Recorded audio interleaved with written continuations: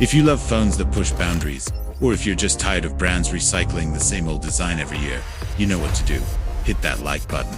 Now, let's talk about this, the Xiaomi 18 Pro Max. First things first, Xiaomi finally understood restraint.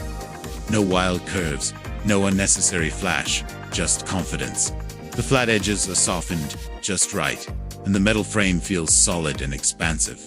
The camera module is huge and unapologetic, making it clear this phone is all about imaging. And the matte back glass is smooth and finally fingerprint resistant. This phone doesn't scream for attention, it commands it.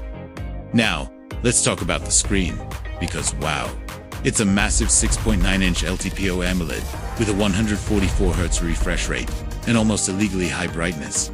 Sunlight is not a problem. Movies look cinematic, and the bezels are basically non-existent. It's an incredibly immersive display. Under the hood, Xiaomi went all out with the latest Snapdragon flagship chip for 2026. What does that mean for you? This phone does not stutter. Gaming, multitasking, heavy apps, it handles everything without breaking a sweat, and it stays surprisingly cool. This is controlled, everyday power you can actually feel. Okay, let's get to the cameras. This is where Xiaomi is swinging for the crown, with Leica tuning a massive main sensor and a periscope zoom that actually delivers. The photos look natural, not overcooked. Skin tones look human again. Dynamic range is fantastic without being fake, and low-light performance is brilliant. Is it better than the competition? In some situations, yes. Most importantly, it's finally consistent and mature. Big phone, big battery. You'll easily get through a full day, maybe even two if you're a light user. And charging is still insanely fast, both wired and wireless. Top-ups take minutes, not hours. So, is this the new flagship king? Here's the truth. The Xiaomi 18 Pro Max isn't trying to be trendy. It's trying to be complete.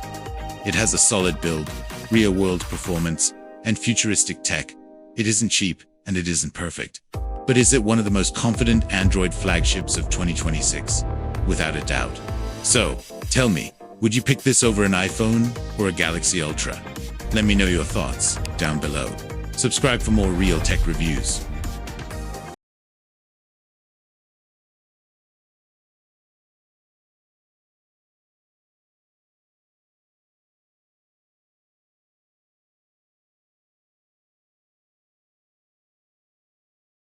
Thanks for watching.